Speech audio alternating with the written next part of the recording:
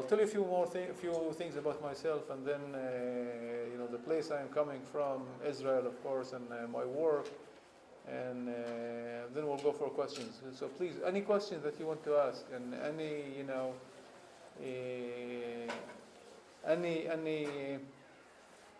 comment you have, feel free to say. I want to start, with a little story that happened to me in December 2006. Some of you probably were in high school, but that was one of the most, I think, touching, I would say, experiences in my diplomatic life. And I will be telling you about myself. I arrived to San Francisco in America in the end of 2006 in December to serve as a deputy consul. We have a small consulate there, not an embassy like here we have in Dublin. And I arrived there to represent Israel, to be the number 2, like in hierarchy, and be a deputy consul. I was full of excitement, and because as a diplomat you have to represent the entire country.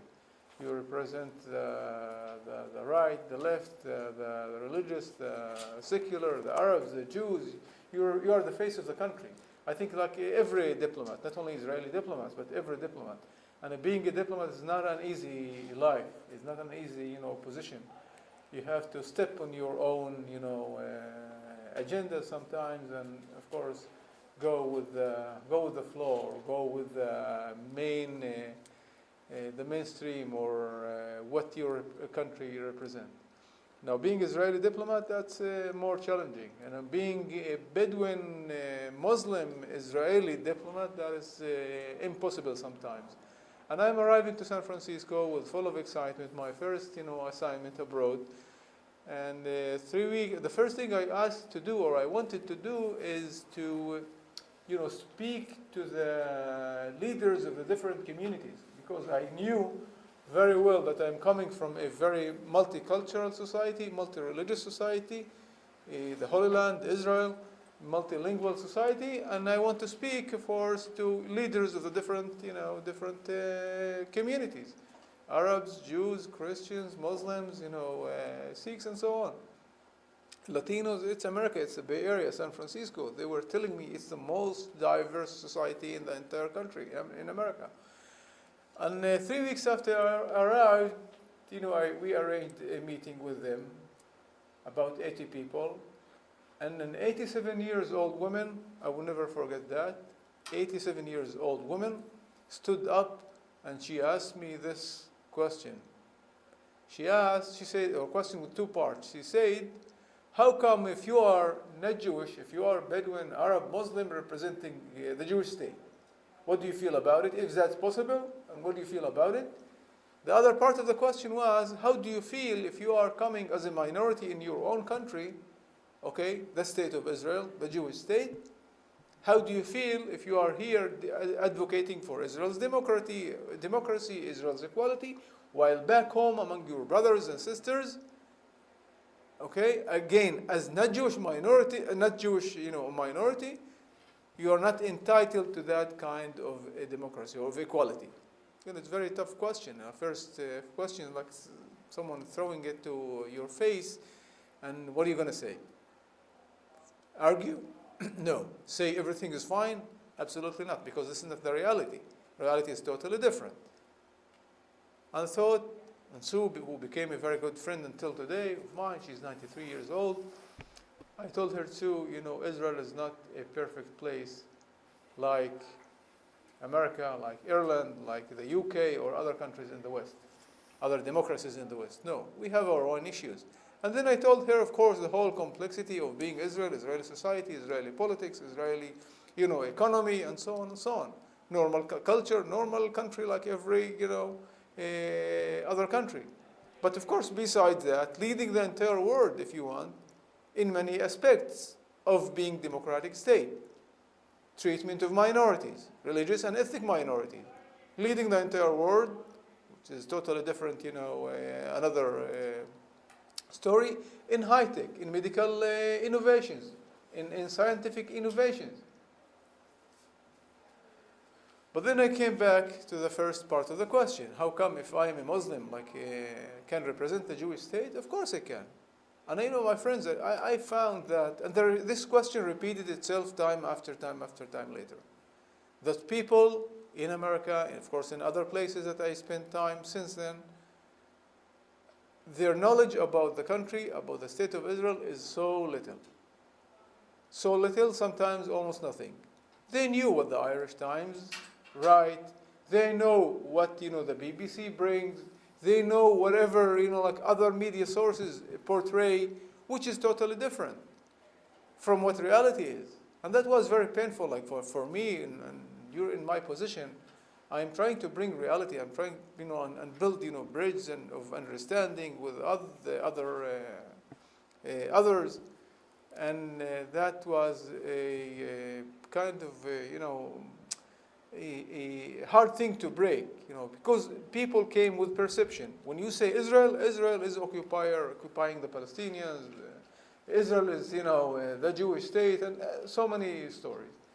And I had to break that, all of the time. And of course I told him, growing up as a shepherd, Israel has 20% of the population who are not Jewish, who are Arabs, even though it's considered as a Jewish state.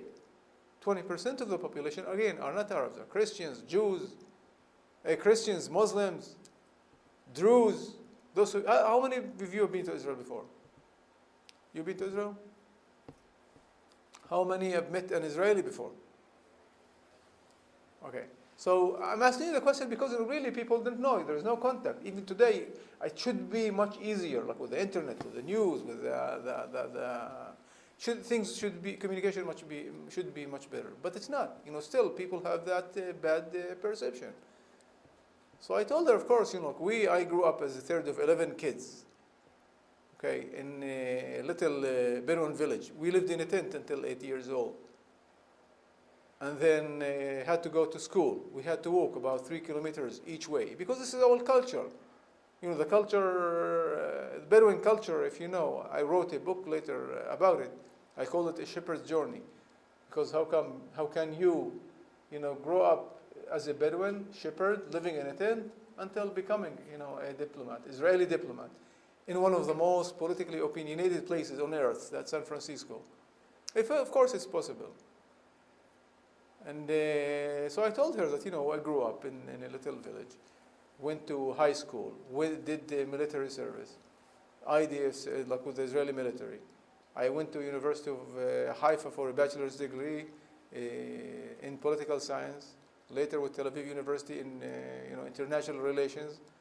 Then, of course, I joined the American Embassy in Tel Aviv, worked for the American Embassy in Tel Aviv, joining the Israeli Defense Ministry for a few years, and 8 years ago, joining the Foreign Service. I don't remember even I had one obstacle on my way. Yes, it demanded, to become part of government or elected, let me say, group or sector of the government. It is something based on your talent, something based on your skills. It's not because your color is different or your language is different and your religion is different. It doesn't exist in Israel. Again, I'm not saying that if it's perfect and everything is fine. No, there are differences between people, even among the Jewish population in Israel. There are differences, like Jews who made Aliyah, who immigrated from Russia, or Jews who immigrated from Ethiopia, or Jews who immigrated from, America and other places. Their ethnicity is different from each other. But that's what put them together, all Israelis. And that's kind of like a melting pot. A society which, with a diverse society with people who are coming from all over. So that's more or less. And and I arrived. I did my training back in Jerusalem, and then I moved to San Francisco to serve the country. And I spent 2.5 years in San Francisco, which were very, very, very challenging, because when you go to university, when you go to a college, or even with the World Affairs Council, for instance, if you know, in each city in America there is an organization called the World Affairs Council. It's like a Rotary Club or something like that. That if you're a member, you can be part of it. And here they have events about world events. Okay, world what's happening in the world, in the Middle East, and in other parts of the world. And I was speaking on them time after time after time. And the same questions came. For them, if you are Muslim, if you are Arab, you should not be part of Israel. You are working for Israel. You're not an Israeli. And you have to explain that. That's no, wrong. This country have no Muslims. This country have no minorities. Aren't they part of the country? Of course they are part of the country. And then, I continued with the whole story about Israel and the 20% of the population who more or less, enjoy the same equality like everybody else. Okay, and this is what the state of Israel is about. We were created by the same God who created me, created the Jewish religious, the Jewish, secular. The same God who made me, wake up in the morning and breathe and go work or run or eat and make my food, my living to feed my family. And no matter what my religion is, for him, we are all equal in his image. There is no difference between Muslim and Arab and and Christian and Jewish. And those who try to do that, those are the reason for hate. And God didn't create us to hate each other, but to love each other. We can argue with each other, but to with my English, to reconciliate, forgive each other, to live with each other. Yes, there are issues. Yes, there are political issues in the Middle East. And Israel is in the heart of the Middle East. Look what's happening around today. From Syria to Lebanon to the Palestinians under our next door. To other countries, Iran and Egypt. What's going on there? Some people call it a spring, or Arab Spring, I think they call it.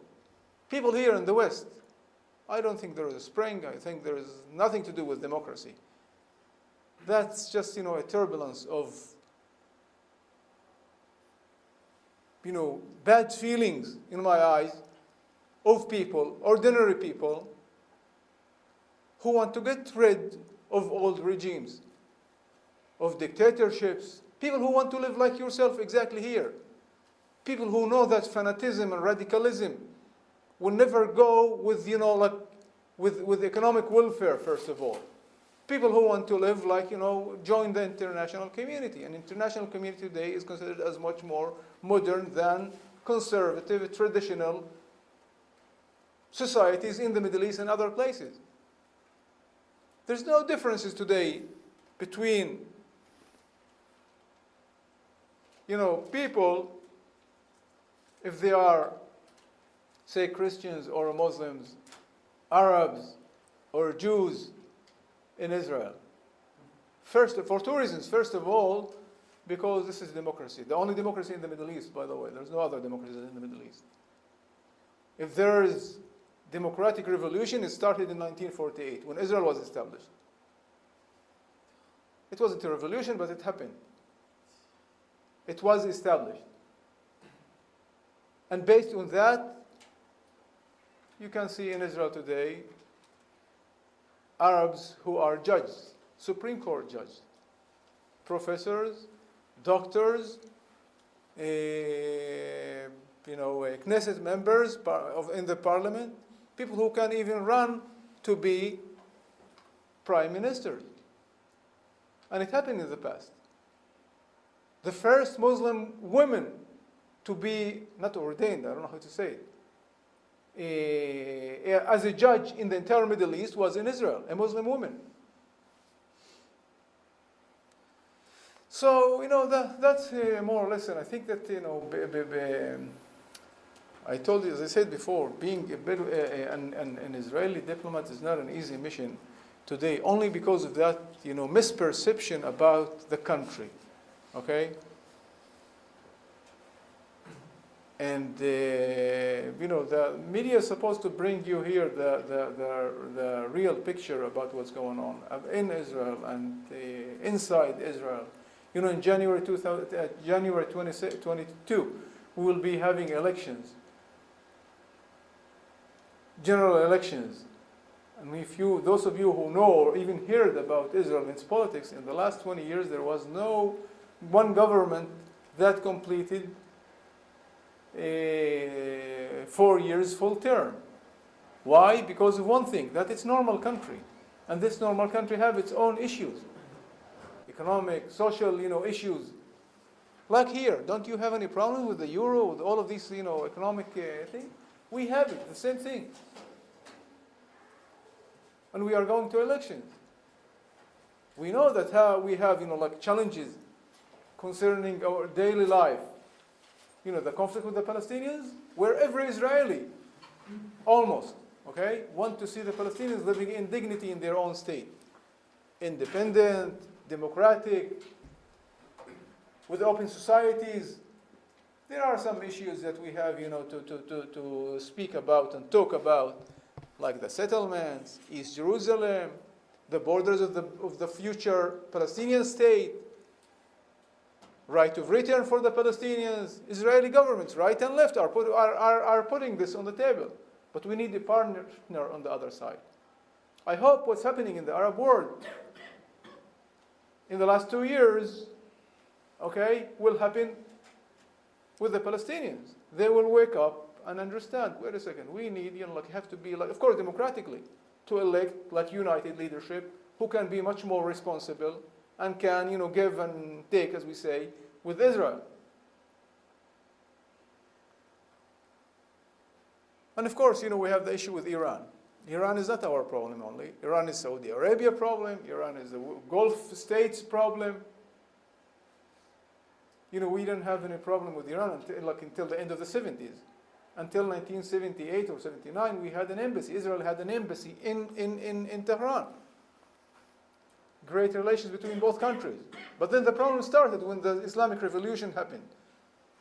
And then, that had nothing to do with us, ups and downs until the middle of 2005. 2005, what happened? There was kind of, hope in the West. And of course, also in Israel. That here, maybe there's more pragmatic, with Khatami, if you remember, pragmatic leadership who is, much more open to the West. And we hope that he will be much more open to Israel. But then happened what happened, and Ahmadinejad was elected democratically, which is fine. And the first statement that he had was against Israel. He didn't speak about other issues concerning his country. As a leader, he was supposed to do it. He didn't speak about, the issues, economic and other issues, the status of women, the status of students. The fact then, I don't know what's the situation today, that Iran had the highest rate of prostitution in the entire world. He didn't care about that. He spoke about one thing. First of all, that Israel should be eliminated from the face of earth. That there was no Holocaust. So, you are hearing about this story day and night in the media, in the news. And you ask yourself, what's going to happen? Is Israel, and people really ask me all the time, okay, are you going to strike in Iran, attack Iran? Who told you that? The Irish Times wrote that? The Irish Times, okay? Or whatever this is. No, we had no problem. It's not only our problem.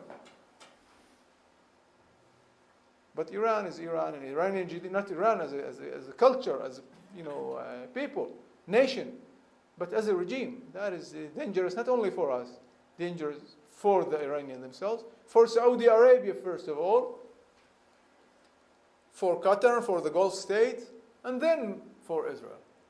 To be honest with you, do you think that Iran really cares about what's happening with the Palestinians?